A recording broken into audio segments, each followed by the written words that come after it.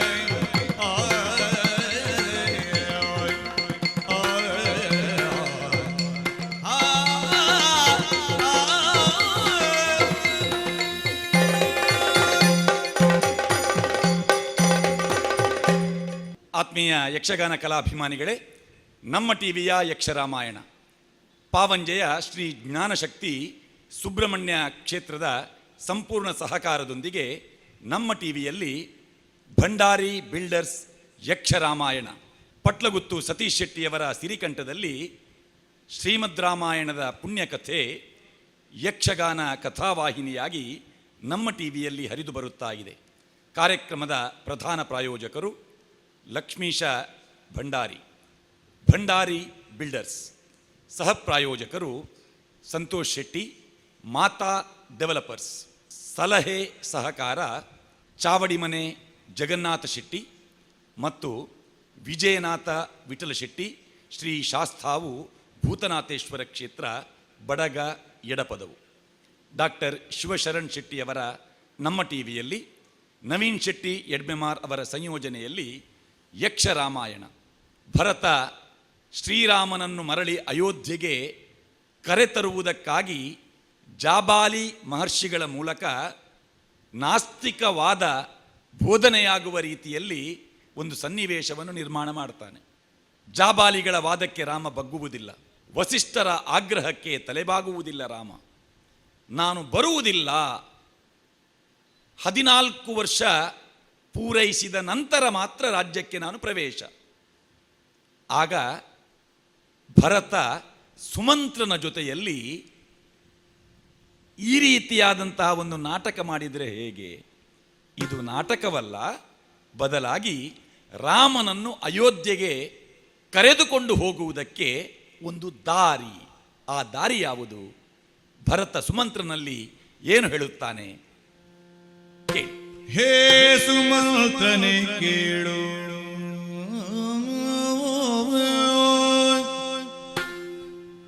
ಹೇ ಸುಮಂತ್ರನೇ ಕೇಳು, ವಿಪ್ರನಾದರೆ ಬಡ್ಡಿಯೋಸೆಯುಳು ತನ್ನ ಹಣವಿಲ್ಲವೋ, ಯೋನಿತರರಿಗೆ ತಾಸಾಲವಿತ್ತು ತಿರುಗಿ ಕೊಡದಿದೆ. ಸಾಲಿಗರ ಮನೆಯ ಬಾಗಿಲಿನುಳು ಬೇಸರಿಸಿ ಮಲಗುವಂತೆ ಈ ರಾಮನಿಗೆ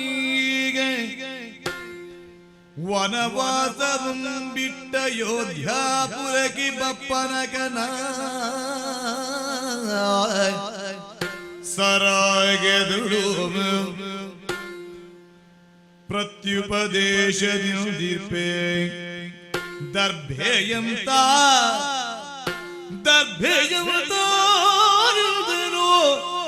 ಹೇ ಸುಮಂತ್ರನ ಕೇಳು ಸುಮಂತ್ರ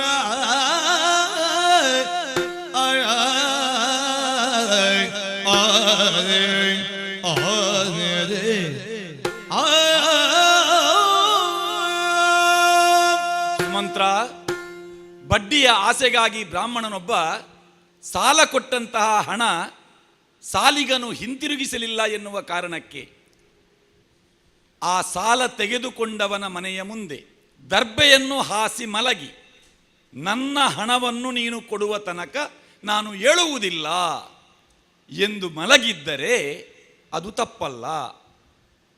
ಅವ ಮುಂದೆ ಹೆಜ್ಜೆ ಇಡಬೇಕಿದ್ರೆ ಇವನ ಸಾಲವನ್ನು ಕೊಟ್ಟು ಮತ್ತೆ ಆತ ಮುಂದೆ ಹೆಜ್ಜೆ ಇಡಬೇಕು. ಅಂತಹ ಒಂದು ಸನ್ನಿವೇಶವನ್ನು ಆ ಸಾಲ ಕೊಟ್ಟ ಬ್ರಾಹ್ಮಣ ಯಾವ ರೀತಿಯಾಗಿ ನಿರ್ಮಾಣ ಮಾಡುತ್ತಾನೋ ಅಂತಹ ಒಂದು ಸನ್ನಿವೇಶವನ್ನು ನನಗೆ ಇಲ್ಲಿ ನಿರ್ಮಾಣ ಮಾಡಬೇಕಾಗಿದೆ. ಅದಕ್ಕಾಗಿ ಸುಮಂತ್ರ ಹೋಗು, ಸ್ವಲ್ಪ ದರ್ಬೆಯನ್ನು ಹಿಡಿದುಕೊಂಡು ಬಾ. ಸುಮಂತ್ರ ಮುಖ ನೋಡ್ತಾ ನಿಂತ ಸುಮ್ಮನೆ. ಭರತ ತಡ ಮಾಡುವುದಿಲ್ಲ, ಅವನೇ ಹೋಗಿ ದರ್ಬೆಯನ್ನು ಕಿತ್ತು ತಂದು ರಾಮನ ಎದುರಿಗೆ ಹಾಕ್ತಾನೆ. ಎಲೆ ವತ್ಸಯ ಭರತ ಕೇಳಿ ಚೋದ್ಯವೇನು ಎಲೆ ವತ್ಸ ಭರತ ಕೇಳಿ ಚೋದ್ಯವೇನು ಭರತ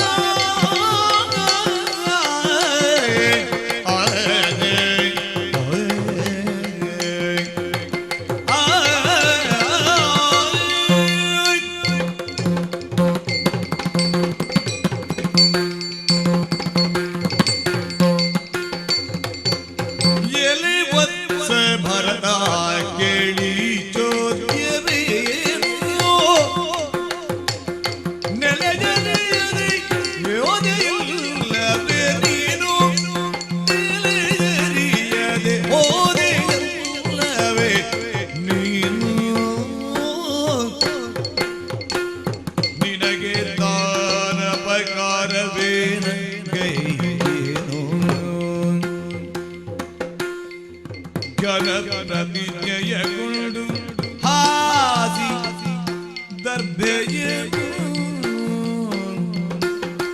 ನಿನಗೆ ನಾನಪಕಾರವೇನಗೈದಿಹೆನು ಕ್ಷಣ ಪ್ರತಿಜ್ಞೆಯಗೊಂಡು ಹಾಸಿ ದರ್ಭೆಯನು ಇನಿ ದಡ್ಡವಾಗಿ ಮಲಗಲು ಬಹುದೇ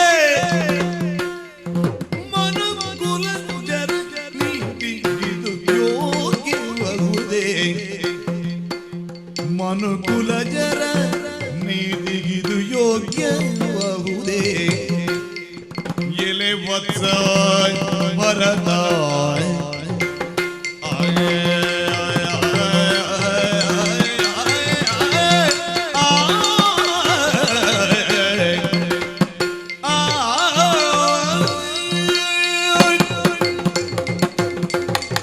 ತಮ್ಮ ಭರತ, ನನ್ನ ಕಾಲಬುಡದಲ್ಲಿ ದರ್ಬೆಯನ್ನು ಹಾಸಿ ನೀನು ಮಲಗಿದ್ದೀಯ.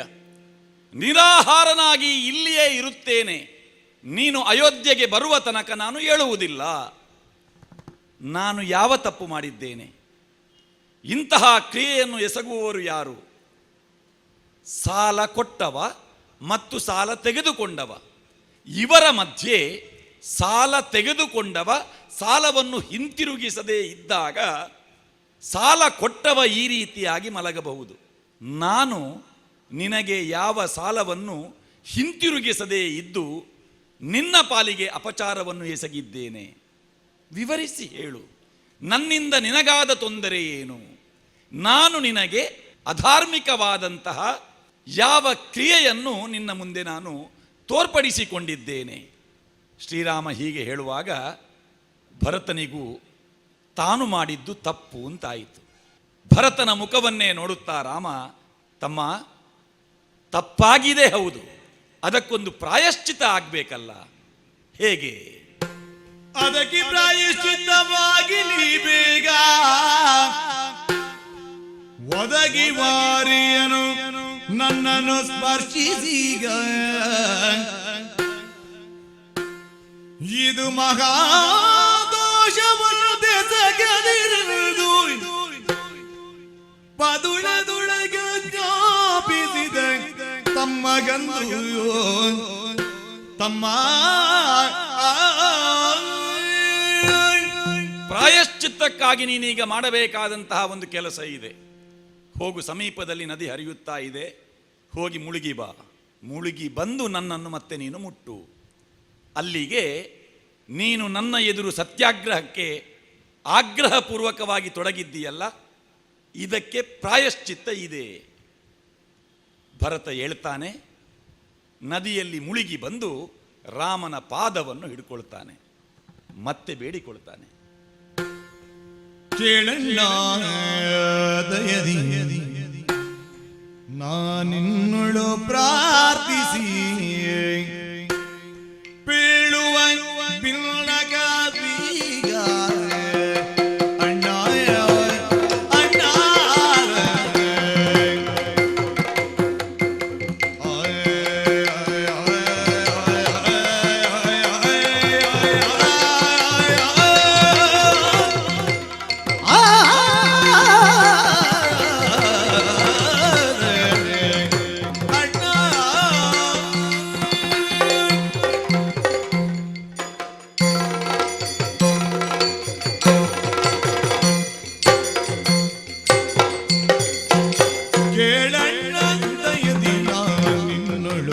ಪ್ರಾರ್ಥಿಸಿ ಬೇಳುವ ಬಿಲ್ಲಗ ಬೀಗ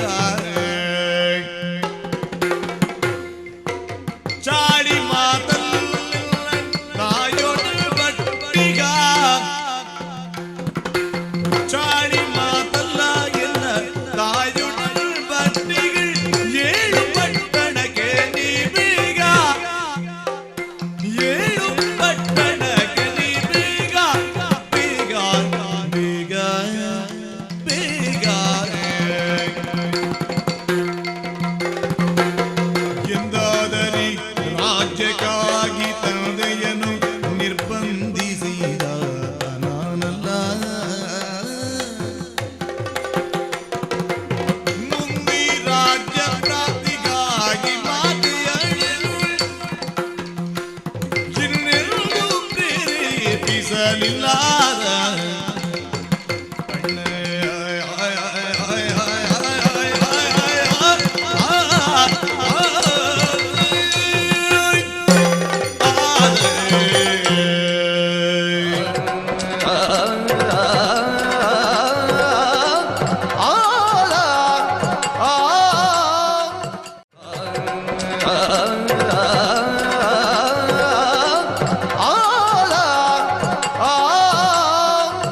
ಅಣ್ಣ, ನಾವೀಗ ಒಂದು ಒಪ್ಪಂದಕ್ಕೆ ಬರೋಣ.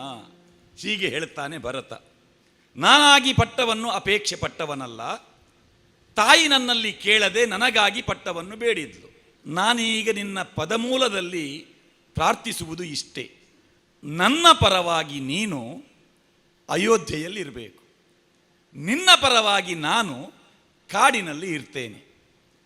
ನೀನು ದೇವರು, ದೇವನಾದಂತಹ ನಿನಗೆ ನನಗೆ ಬಂದ ರಾಜ್ಯವನ್ನು ಕಾಣಿಕೆಯಾಗಿ ನಿನಗೆ ನಾನು ಸಮರ್ಪಿಸಿದ್ದೇನೆ. ನನ್ನ ಕಾಣಿಕೆಯನ್ನು ನೀನು ಸ್ವೀಕರಿಸಬೇಕು. ಆಗ ರಾಮ ತನ್ನ ನಿರ್ಧಾರವನ್ನು ಗಟ್ಟಿಯಾಗಿ ಹೇಳ್ತಾನೆ. ಭರತ, ಇನ್ನು ನೀನು ಹಠ ಮಾಡಕೂಡದು. ತಮ್ಮ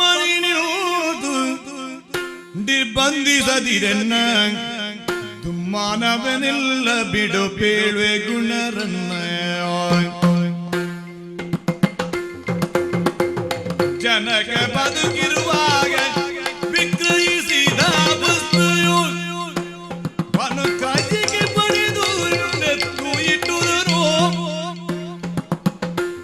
ತನಯರು ಮಾರ್ಪಡಿಸುವರೆ ಸಾಧ್ಯವಿಲ್ಲೆಂಬುದನ್ನು ಪುನಃ ತಿಳಿದಾಗಲಿದನ್ನು ಬೇಡುವೆನೋ.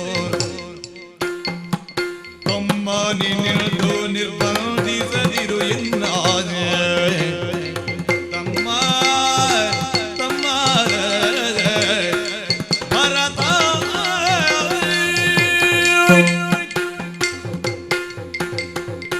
ಶ್ರೀರಾಮ ಮಿತಭಾಷಿಯೂ ಹೌದು, ಹಿತಭಾಷಿಯೂ ಹೌದು, ಸ್ಥಿತಪ್ರಜ್ಞನೂ ಹೌದು. ಆದರೆ ರಾಮನ ಮಾತು ಅಂತ ಹೇಳಿದರೆ ರಾಮನ ಬಾಣ ಇದ್ದ ಹಾಗೆ. ಆ ಮಾತಿನಲ್ಲಿ ದೃಢತೆ ಎದ್ದು ಕಾಣುತ್ತದೆ. ಅಂತಹ ದೃಢವಾದ ಒಂದು ನಿರ್ಧಾರವನ್ನು ಉದಾಹರಣೆ ಸಹಿತ ರಾಮ ಭರತನಿಗೆ ಹೀಗೆ ಹೇಳ್ತಾನೆ. ಸೋದರನೇ ಚಂದ್ರಕಾಂತಿ ಚಂದ್ರನ ತೊರೆದು ಹೋದರು, ಹಿಮಾಲಯ ಪ್ರಾಲೇಯ ಮುಂಬಿಟ್ಟು ಆದರು, ಉದದಿಯುದ ಮೇರೆಯೋ ಮೀರಿದರು, ನಾ ಮಾತ್ರ ಪಿತ್ರಾಜ್ಞೆಗೆ ಈ ದೇಹ ವಿಪ್ಪನಕ ಬಾದು ನಾನಲ್ಲ, ನೀ ಆಧರಿಸಿ ನೀನಾಧರಿಸಿ ನೀನಾಧರಿಸಿ ನಿನ್ನವ್ವೆಯೋ ಬರೆಯುವುದಲ್ಲದೆ ವಿವಾದವಗೈಯದವನಿಯ ಪಾಲಿಸು, ಅವನಿಯ ಪಾಲಿಸು ಎಂದೆನಲು ನುಡಿದ ನನ್ನಗೆ ಭರತನು. ಈ ದೇಗ ವಿಪ್ಪನಕ ಭಂಗಮವತಾರಿಣೀನಾಧರಿಸಿ ನಿನ್ನುವೆಯಂ ಪುರಿವುದಲ್ಲದೆ ವಿವಾದವಗೈಯದವನಿಯ ಪಾಲಿಸು ಎಂದೆನಲು ನುಡಿದ ಅಣ್ಣಗೆ ಭರತ.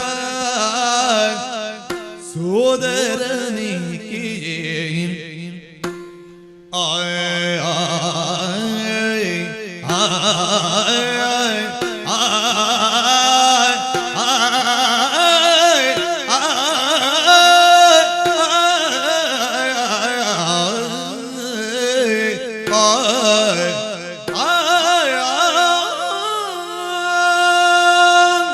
ಭರತನು ಕಾಣಿಕೆಯ ರೂಪದಲ್ಲಿ ಒಪ್ಪಿಸಿದಂತಹ ರಾಜ್ಯವನ್ನು ಪ್ರಸಾದ ರೂಪದಲ್ಲೇ ನಾನು ಹಿಂದಿರುಗಿಸುತ್ತಿದ್ದೇನೆ. ನಾನು 14 ವರ್ಷಗಳ ತನಕ ರಾಜ್ಯ ಪ್ರವೇಶ ಮಾಡುವ ಹಾಗಿಲ್ಲ. ಚಂದ್ರನು ತನ್ನ ಶೀತಲತೆಯನ್ನು ಮರೆತರೂ, ಸಮುದ್ರ ತನ್ನ ಮೇರೆಯನ್ನು ಮೀರಿ ಹರಿದರೂ ಕೂಡ ರಾಮನ ನಿರ್ಧಾರದಲ್ಲಿ ಬದಲಾವಣೆ ಇಲ್ಲ, ಇದು ಅಚಲ. ಆಗ ವಿನಂತಿಸಿಕೊಳ್ಳುತ್ತಾನೆ ಭರತ. ಲಾಲಿಸಿನೇನ ಬೀಳುವೆ ನನ್ನ ರಾಜ್ಯ ಪಾಲಿಸಲಾಗಿ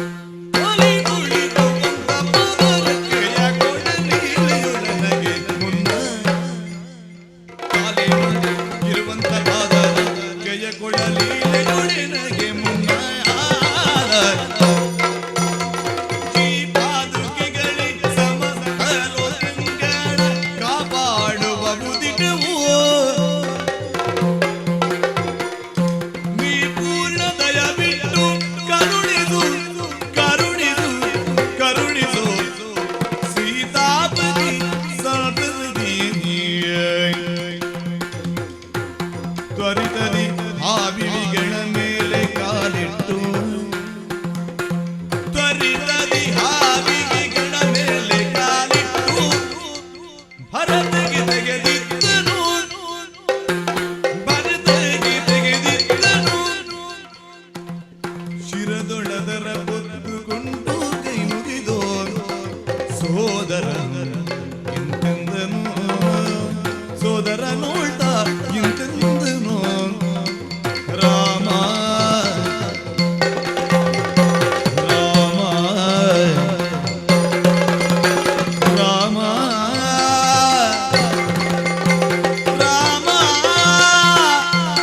ರಾಮ ಶ್ರೀರಾಮ ಜಯ ಜಯ ರಾಮ ರಾಮ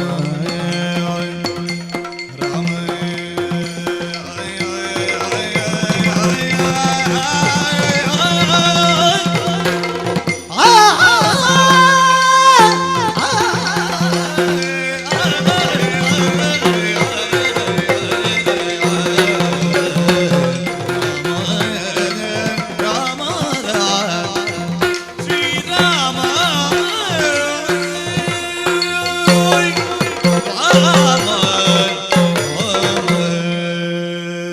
ನಿನ್ನ ಪಾದುಕೆಗಳನ್ನು ನನಗೆ ದಯಪಾಲಿಸಬೇಕು ಎಂದಾಗ ತನ್ನ ಹಾವಿಗೆಗಳನ್ನು ಮೆಟ್ಟಿ ಅದನ್ನು ರಾಮ ಭರತನಿಗೆ ಕೊಡ್ತಾನೆ. ಆ ಪಾದುಕೆಗಳನ್ನು ತನ್ನ ಶಿರದಲ್ಲಿರಿಸಿದಂತಹ ಭರತ ರಾಮನಲ್ಲಿ ತನ್ನ ಬೇಡಿಕೆಯನ್ನು ಮತ್ತೆ ಹೀಗಿಡುತ್ತಾನೆ. 14ನೆಯ ವರುಷದ ಮರುದಿನದಿ ಉದಯದಿ ನೋಡದಿರಲು ನಿನ್ನ ಒದಗಿನೊಳ್ ಅಗ್ನಿ ಪ್ರವೇಶವನ ಮಾಡ್ಬಿ ಇದು ನಿಜ ನಂಬಿಕೋ ನಿನ್ನಾಣೆ ಸುಳ್ಳಲ್ಲ ರಾಮ.